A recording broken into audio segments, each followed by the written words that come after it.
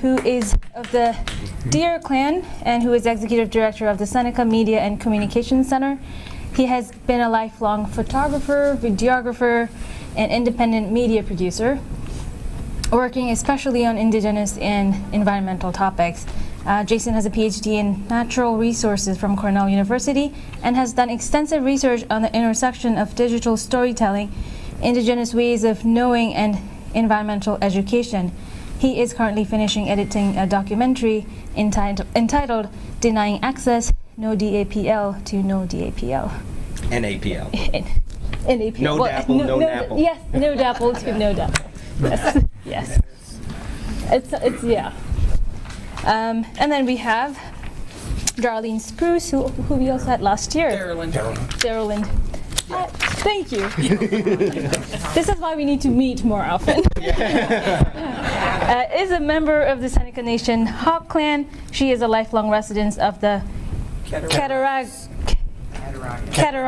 territory, a CIRVFD volunteer firefighter, and a member of the Seneca Nation's Community Emergency Response Team.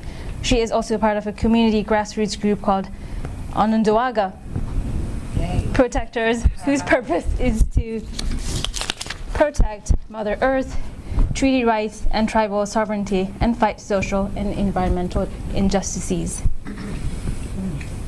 Okay, thank you.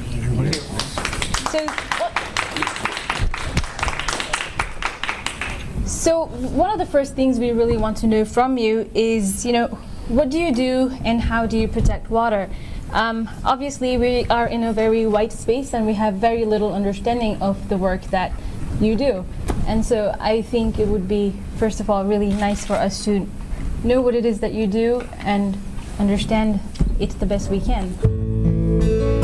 But we have your video first, I suppose. All right. Seeing is believing. Go ahead. Do you want that in the background, or did you want it? Yeah, you can. It's just slideshow? Okay, slideshow. All right.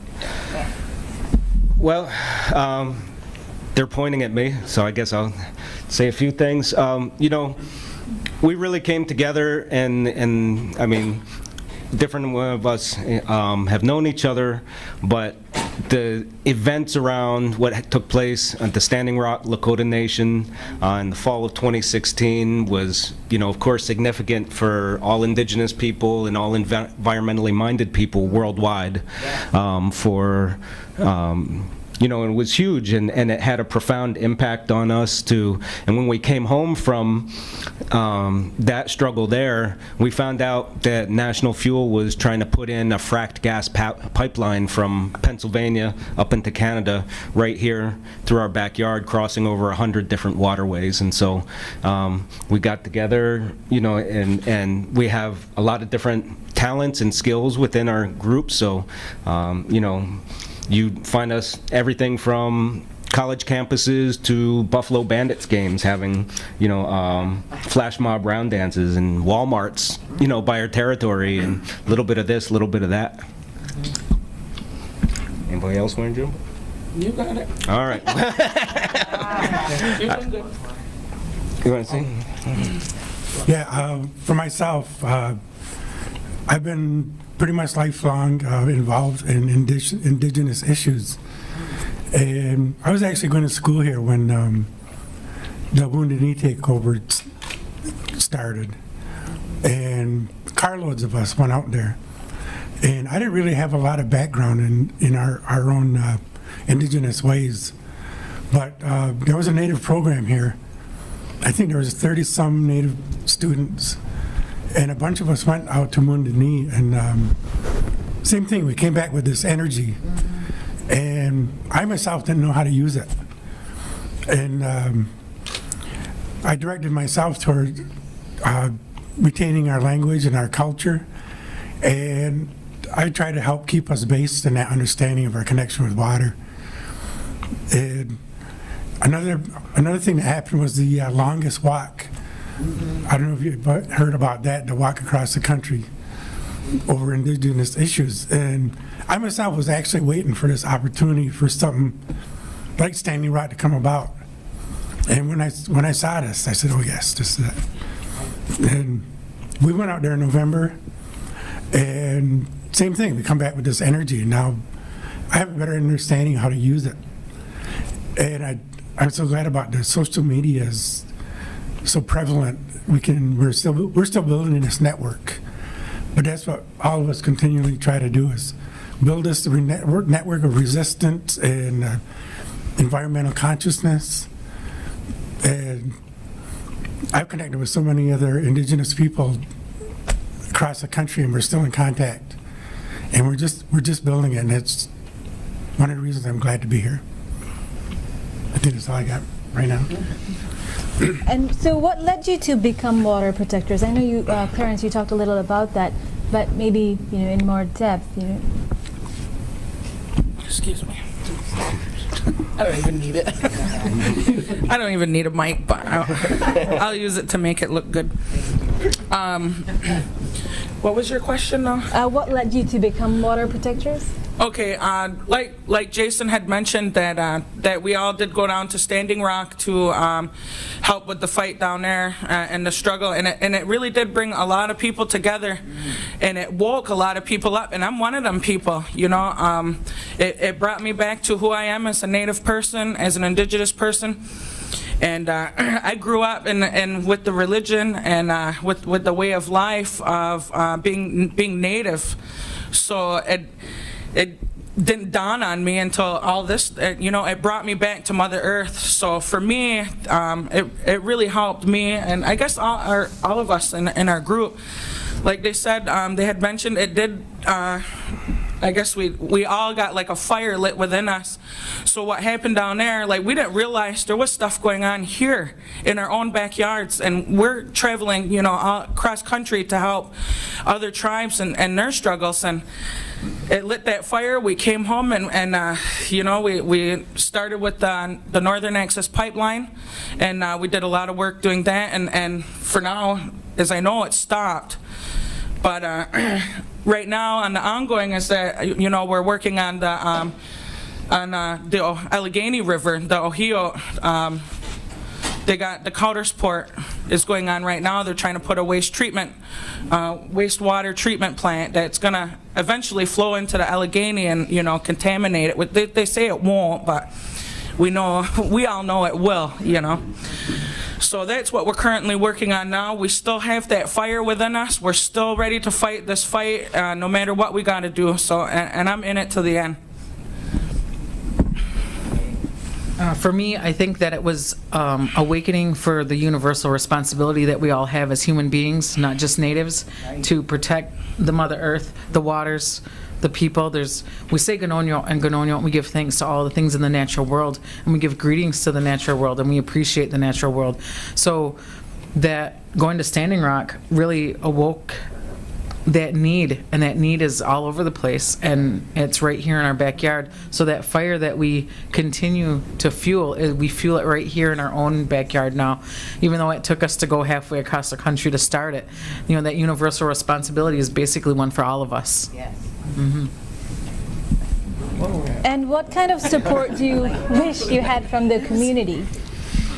What's that? What kind of support do you wish you had from the community? Well, how many people have heard about what's going on with Ohio, Defend Ohio, just to get a sense? And how many people have heard of the West Valley Demonstration Project?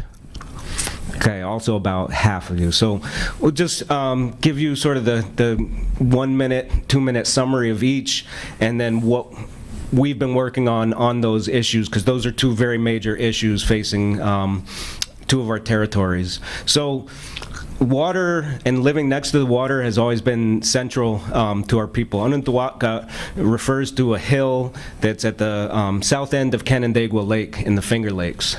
And all throughout there, the other Haudenosaunee people, the Six Nations that the English called us, the Iroquois, as the French called us, lived around these big lakes and out here towards the Great Lakes and along the Genesee River and all these places. And actually the city of Buffalo at one time was our territory too, and we lived in communities along Buffalo Creek until, you can look up the history plenty easy here on your own time on the internet. It's, in the Buffalo Historical Society and probably this library here.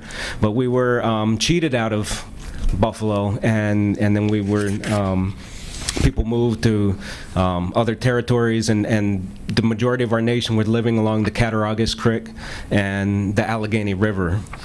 And, you know, the city of Gowanda, a border town on the eastern edge of Cattaraugus, has had different industrial developments over the years, glue factory, tanneries that were putting pollutants in there. And then in the 1960s, this revolutionary technological project was going to happen where they were going to take spent nuclear fuel and reprocess it to be used again in nuclear power plants.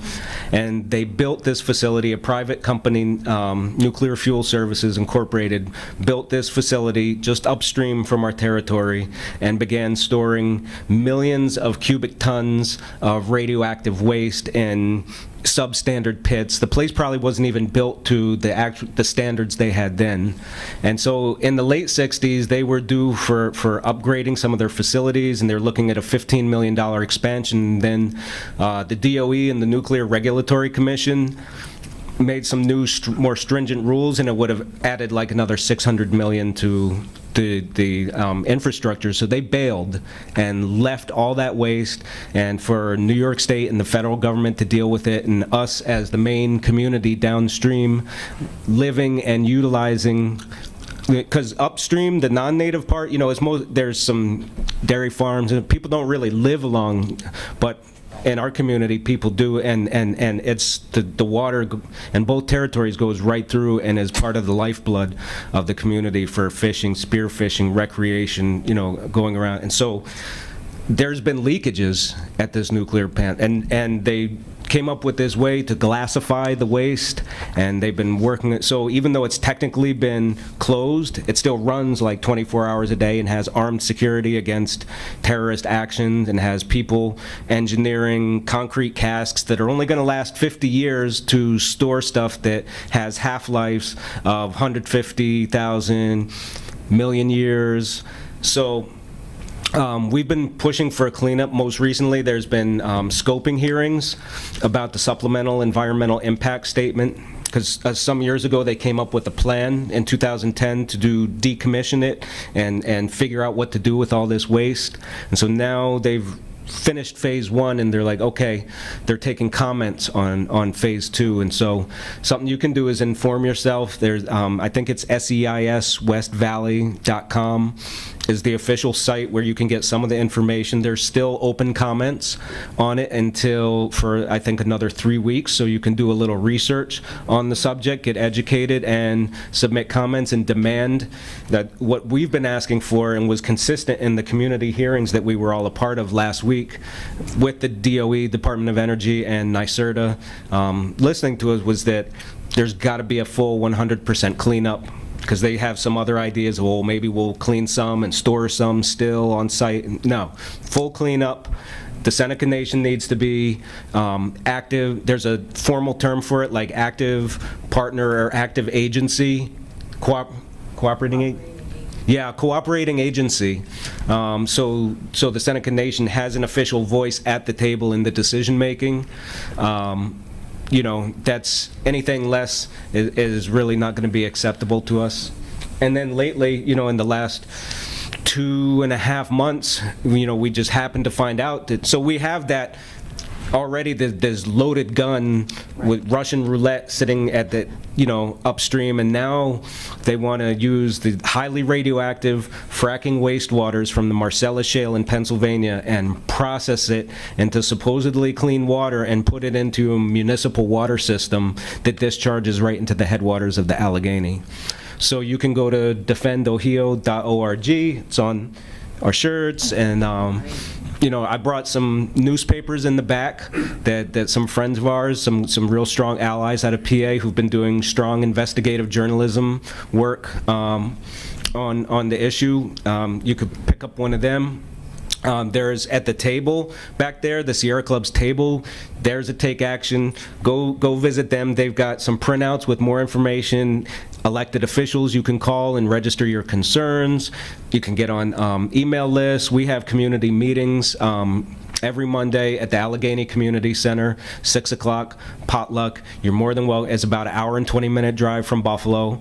come on down. It's welcome. The people from Coudersport, PA, who were opposed to this project, they've been coming every week. We've been building a beautiful relationship between our communities to protect the water. So that, and last thing I would say, that you can do is educate, and then you can support the grassroots group that's been meeting. Defend O'Heal wants to put in a big order for water bottles with the logo so that we can continue to get people off of using plastic water bottles, use something reusable, something simple, because it's important that we take the personal actions and that we hold the corporations and the governments accountable on these issues of environmental injustice that they're trying to put upon us. So we can, in our communities, we pass the hats a lot. We do a lot of 50-50 raffles, Chinese auctions. We're always raising money, even though we live in a capitalist economy, we have a lot of still like sharing ways, I guess you could say. And so, I'll pass my hat around if you want to chip in. It'd be all good. We'd love that.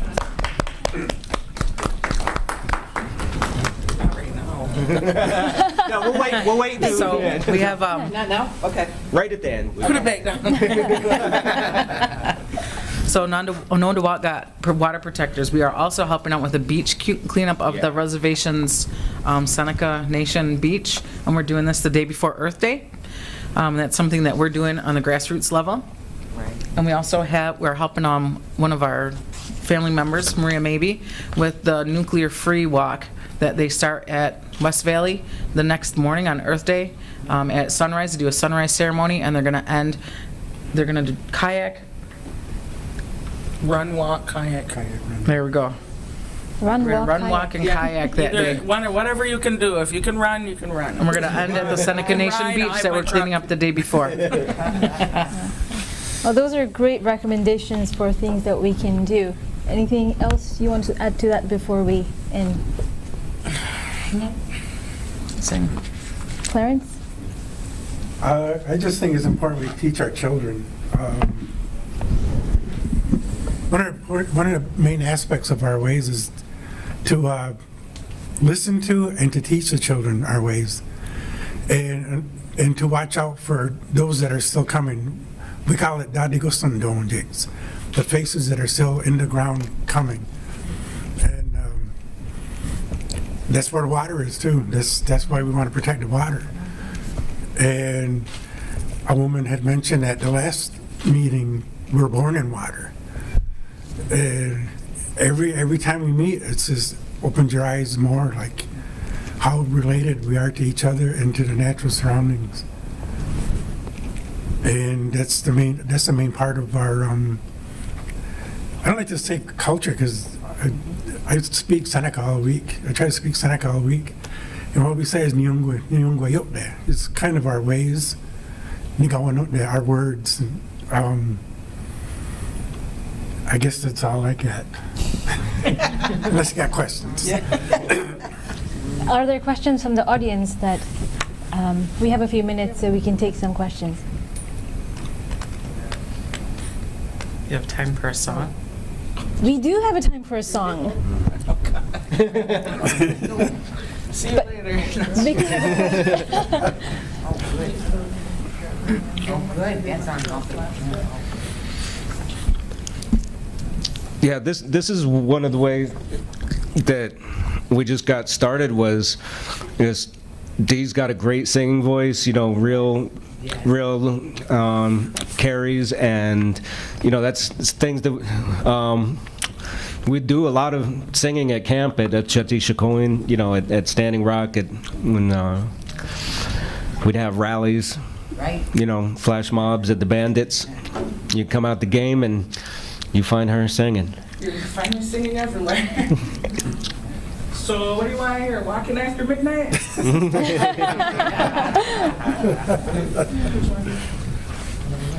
Folsom Prison Blues. Prison Blues? Prison Blues. We can do, we'll just do the one we always, the women's song. Okay, the song that, I probably sang it last time when I did the UB thing, but it's a song that I did learn while I was down in Washington, D.C. with a group of women No way. that we sang for the Women's March. So they taught me the song down there. It's really easy, so if you do know it, you can just sing along with me. It's not hard at all. But usually when I come to do things like that, I'll try to sing that song, or we have a water song too that we sing. So, but I'll do that one first. This one's the women's song that I learned.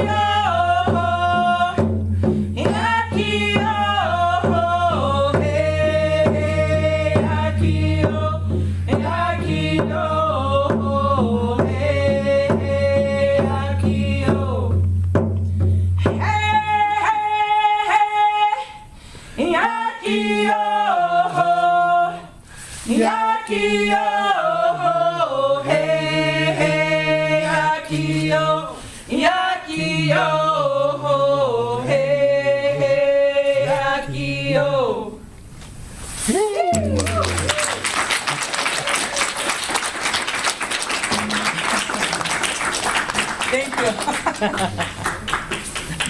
Any questions about the song?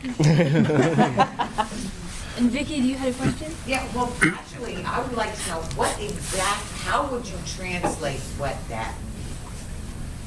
How exactly? Yeah, how, or exactly or unexactly? I think more or less it's about the Yaqui tribe is where it came from, right? A Yaqui woman made that song. So as far as I would understand, it's more of a chant. You know what I mean? And she made it just for the women. So that's how I understood it. I didn't. That spirit. Yeah. Yaqui woman. And when we learned the song too, we also learned after that the putting your arm up for the last one without the heartbeat of the drum was in honor of our murdered and missing Indigenous women that were out there. So Yeah, because you try to make awareness of that also, you know. We're in it all the way now, you know. There's no turning back for us.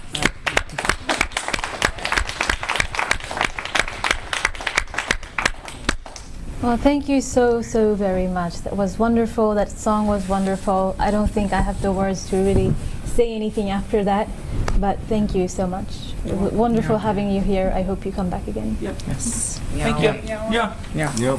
Yeah.